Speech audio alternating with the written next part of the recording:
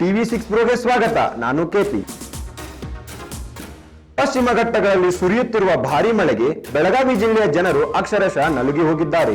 ಮುಂಬೈನಂತೆ ಬೆಳಗಾವಿ ನಗರದ ಕೆಲವು ಗಲ್ಲಿಗಳಲ್ಲಿ ಮನೆಗಳೆಲ್ಲವೂ ನೀರಿನಿಂದ ಆವರಿಸಿಕೊಂಡು ಜನಜೀವನವೇ ಅಸ್ತವ್ಯಸ್ತಗೊಂಡಿದೆ.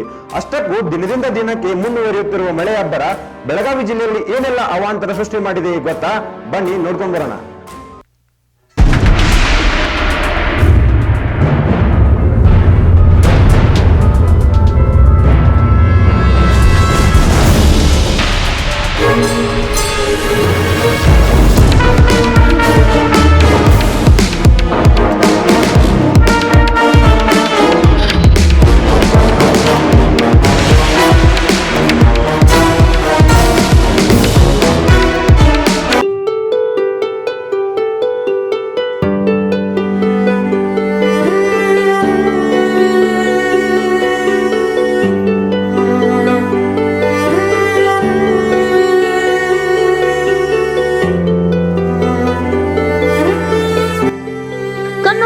ಕಡೆಯಲ್ಲೆಲ್ಲ ನೀರೋ ನೀರು.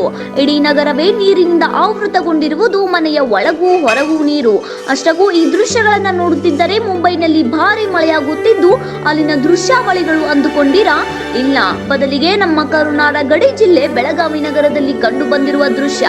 ಹೌದು, ನಿನ್ನೆಯಿಂದ ನಿರಂತರವಾಗಿ ಸುರಿಯುತ್ತಿರುವ ಮಳೆಯಿಂದಾಗಿ ಬೆಳಗಾವಿ ಜಿಲ್ಲೆಯ ಜನರು ಪರದಾಡುವಂತಾಗಿದೆ.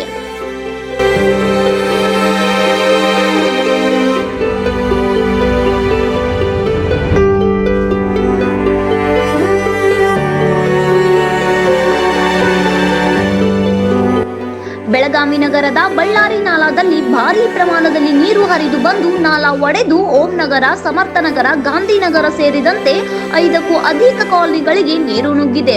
ರಸ್ತೆ ಸೇರಿದಂತೆ ಮನೆಯ ಒಳಗಡೆ ಕೂಡ ಮೊಣಕಾಲುವರೆಗೂ ನೀರು ನುಗ್ಗಿದ್ದರಿಂದ ಇಡೀ ಕಾಲನಿ ಜನ ಜೀವನವೇ ಅಸ್ತವ್ಯಸ್ತಗೊಂಡಿದೆ. 2 ಕಾಲನಿಗಳು ನೀರಿನಿಂದ ಜಲಾವೃತಗೊಂಡಿದ್ದು, ಕೆಲವರು ಕೆಳಮಹಡಿಯಿಂದ ಮೇಲ್ಮಹಡಿಗೆ ಶಿಫ್ಟ್ ಆದ್ರೆ ಇನ್ನು ಕೆಲವರು ಅನಿವಾರ್ಯವಾಗಿ ಅಲ್ಲೇ ಕಳೆಯುತ್ತಿದ್ದಾರೆ. ರಸ್ತೆಯಲ್ಲಿ ಸುಮಾರು 4 ರಿಂದ 5 ಅಡಿಯವರೆಗೂ ನೀರು ಬಂದಿದ್ದರಿಂದ ಯಾರೂ ಕೂಡ ಮನೆ ಬಿಟ್ಟು ಆಚೆ ಕೂಡ ಬರುತ್ತಿಲ್ಲ. ಈ ಕುರಿತು ಅಧಿಕಾರಿಗಳಿಗೆ ಹಾಗೂ ಸ್ಥಳೀಯ ಶಾಸಕ ಅಭಯ್ ಪಾಟೀಲ್ ಗಮನಕ್ಕೆ ತಂದ್ರೂ ಯಾವುದೇ ಪ್ರಯೋಜನ ಆಗ್ತಿಲ್ಲ ಅಂತಿದ್ದಾರೆ ಸ್ಥಳೀಯರು.